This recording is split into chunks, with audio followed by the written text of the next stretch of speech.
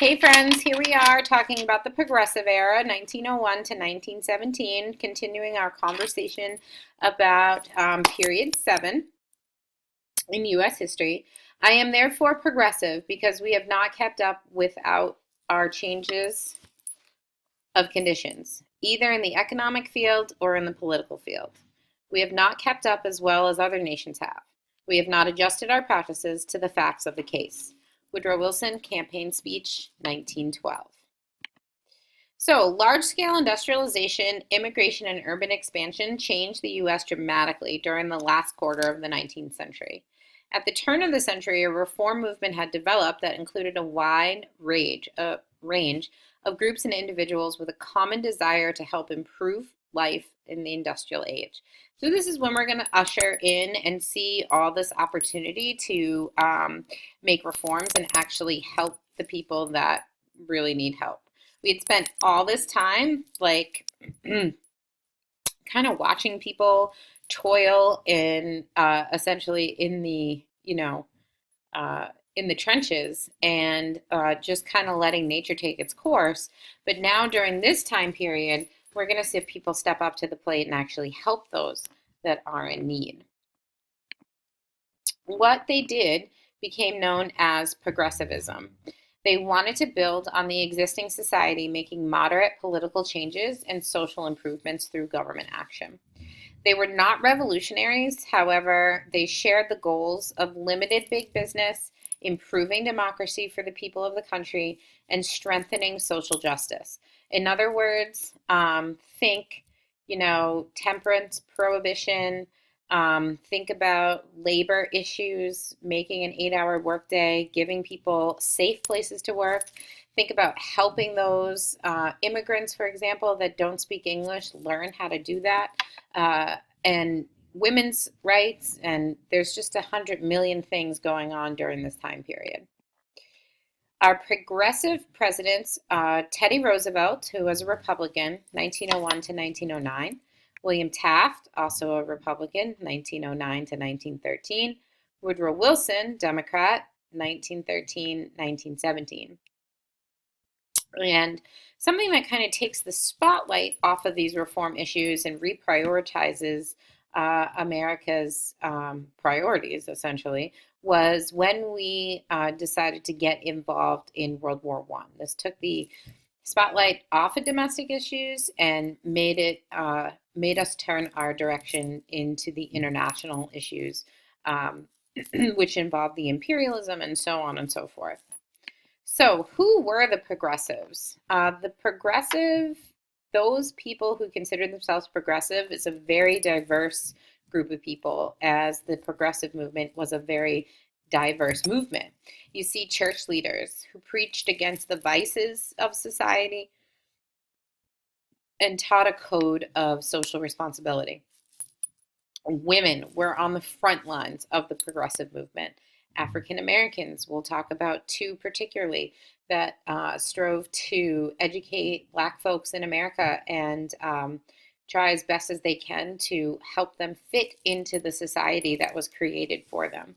Urban middle class folks, doctors, lawyers, storekeepers, middle managers, progressives thrived under strong leadership.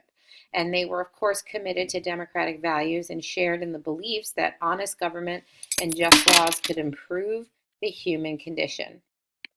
Let's start with muckrakers, because muckrakers have a lot to do with the progressive movement. This is kind of a shift in gears from talking about yellow journalism, which produced or helped to produce the sensationalized stuff, articles, content that not only sold papers, but also catapulted us into the Spanish-American War, among other things.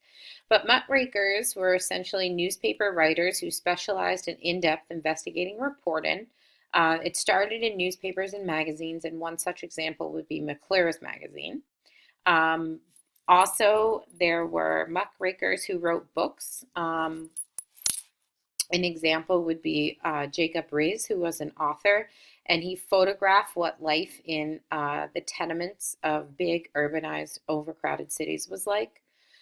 Lincoln Steffens wrote The Shame of Cities. Upton St. Clair, of course, wrote The Jungle, which essentially exposed the terrible horribleness of the meatpacking industry in Chicago, which was absolutely disgusting. You'd never want to eat meat again if you read that book. Muckraking began to decline after 1910. It was hard to top. Pressure from business and public relations and just was super helpful in this movement to kind of get things done or shed light on injustices and get things done.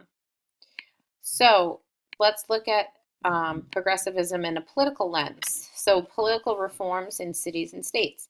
Progressives believe that given the chance, the majority of voters would elect honest officials instead of corrupt ones.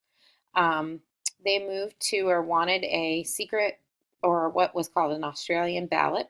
They also wanted direct primaries where the people would elect incoming officials, and they wanted direct elections of U.S. senators.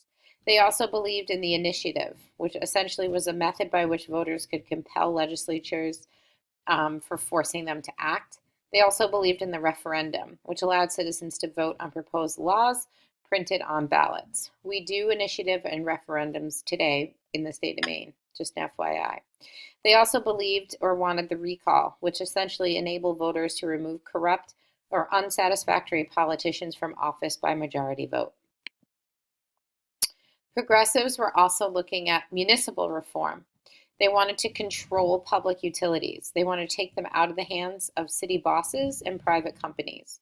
Many cities began as a result to own and operate gas lines, electric power plants, and urban transportation systems.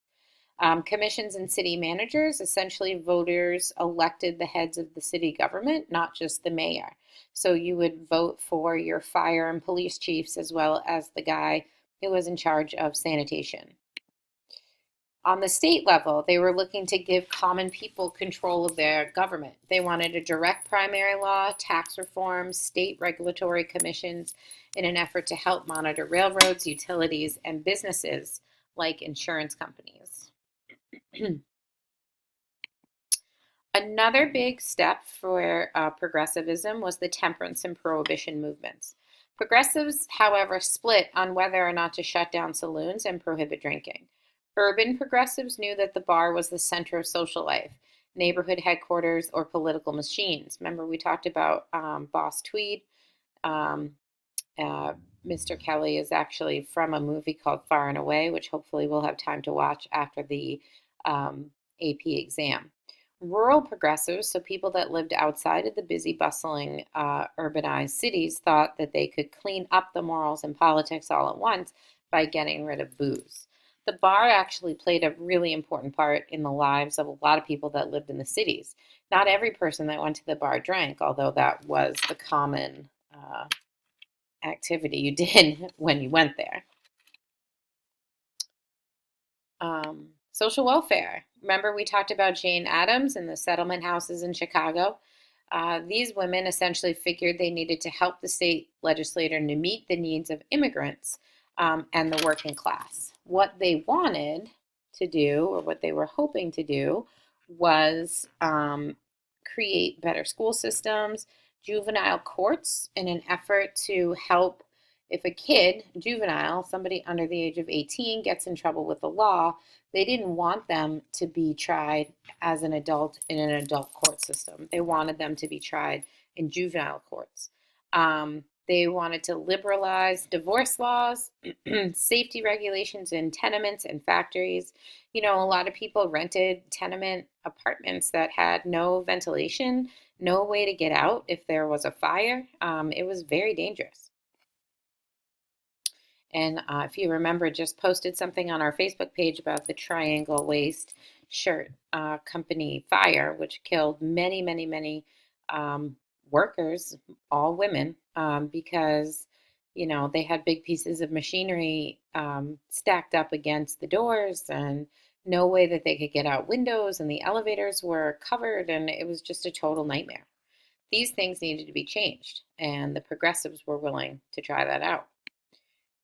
Another big issue they took up was women, child and women labor.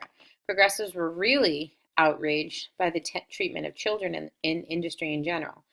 They basically set up the National Children Labor Committee, which proposed a model state child labor law, and eventually this ended up passing in many states.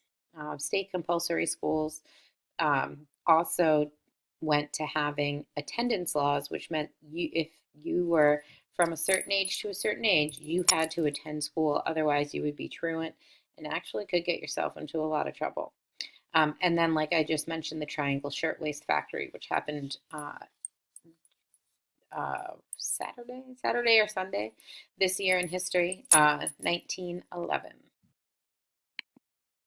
So Teddy Roosevelt comes forward his progressive time and brings the square deal, what he calls the square deal. He, at the time of his presidency, was the nation's youngest president, 42 years old. And of course, he was full of it. He was athletic, he was good looking, he was passionate. He believed the president could do more than lead the executive departments, and he set the legislative agenda. He comes up with the square deal, which was his progressive movement, his idea on how to help society. He believed in trust busting as a way to help the workers and the people of industrialized and urban areas. He believed in consumer protection, and under him, the Pure Food and Drug Act and the Meat Inspection Act were all started. That is a direct result of the muckraking, particularly with Upton St. Clair's The Jungle. And conservation. Teddy Roosevelt was a guy who believed in putting land aside that would not get developed, but that would be saved and used for recreation. He's also quite a big hunter, and fisher and outdoors and fisherman and an outdoorsman. So this kind of made a lot of sense. So also during this time period, we see the rise of the Socialist Party, believe it or not. This is a third party that developed in the first decade of the 1900s. It was dedicated to the welfare of the working class. In 1901, it became known as the Socialist Party of America. They had more radical reforms than the progressives. They believed in public ownership of railroads and utilities. They believed in public ownership of major industries like oil and steel. It was championed and led by Eugene V. Debs. And progressives wanted to distance themselves from the socialists because they felt that the progressives wanted more mild reforms and that the socialists were really radical and that they were championing radical causes. Okay, so that's where we're going to stop this one and come back. And next time we're going to talk about African Americans and their role in the progressive era. Have an awesome day. Bye.